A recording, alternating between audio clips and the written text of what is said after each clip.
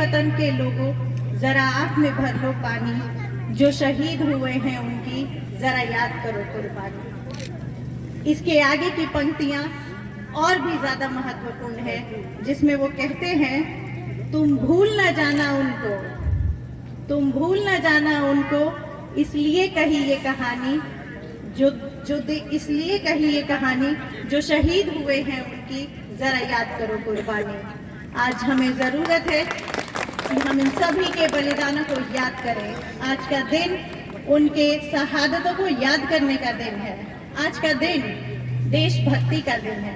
26 जनवरी हो या 15 अगस्त हो, ये दिन हमें अपने देश के लिए बलिदान जो शहीदों ने दिया है उनको याद करने का दिन है और एक देश के प्रति भाव प्रकट करने का दिन है।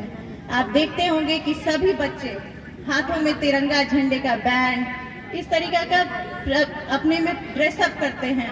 ये सभी उनको याद दिलाता है कि हम एक देश के वासी हैं। आज का दिन भारत को अपना संविधान मिला था। संविधान क्या है? क्या सिर्फ ये डूज एंड डोंट्स की बुक है? क्या सिर्फ ये एक लॉयर्स का डॉक्यूमेंट है? क्या सिर्फ ये कर्तव्य और अधिकारों की पुस्तिका है?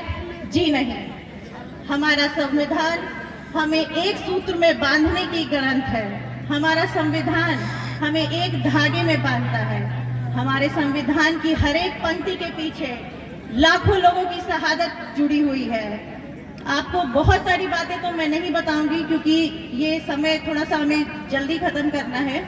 मैं कुछ बात बताना चाहूंगी आपको। गवर्नमेंट इंडिया एक्ट 1919 के तहत हमारे लोगों को एक लॉ दिया था ब्रिटिश सरकार ने।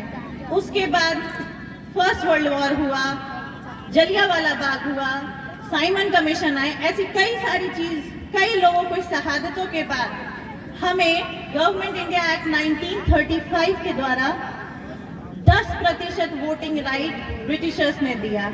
10% वोटिंग राइट। आज हमारे पास 100% वोटिंग राइट्स है, लेकिन हम उसका प्रयोग नहीं करते। क्या ये अपमान नहीं है उन बलिदान का? क्या ये अपमान नहीं है उन शहीदों का जिन्होंने ये वोटिंग राइट्स के लिए अपनी जान गंवाई है? तो आज के दिन मैं चाहूंगी कि हर एक लोग ये शपथ ले कि इस वोटिंग राइट के पीछे हमारे कई सारे पूर्वजों की जानें गई हैं। हम कभी भी अपने वोटिंग राइट्स को नहीं छोड़ेंगे। इसके बाद एक और महत्वपूर्ण बात मैं आपको बताना चाहूंगी।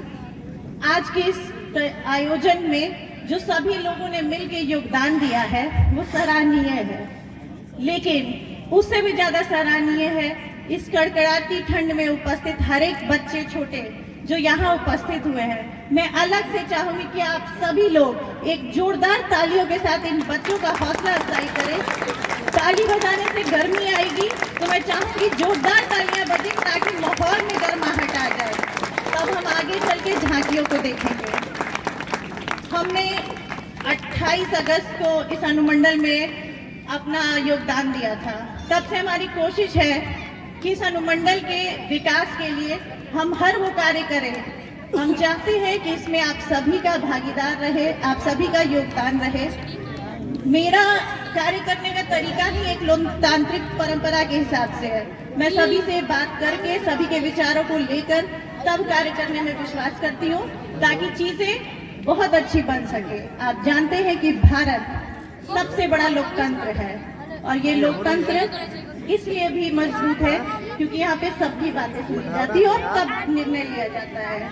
तो आज की जो मैं ये भी बता देना चाहती हूँ, कुछ लोगों को प्रशस्ति पत्र दी जा रही है क्योंकि बहुत ही समय कम था, चुनाव में व्यस्तता थी, इसलिए हमने बहुत ही कम लोगों को आज इस बार प्रशस्ति पत्र दिया है।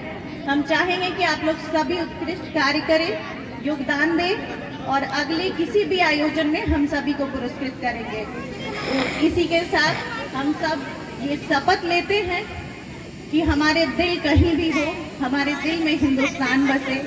हम किसी भी धर्म और किसी भी ग्रंथ को मानते हो, पर हमारे दिल में संविधान रहे। इसी के साथ अपनी वाणी को विराम देती हूँ। धन्यवाद।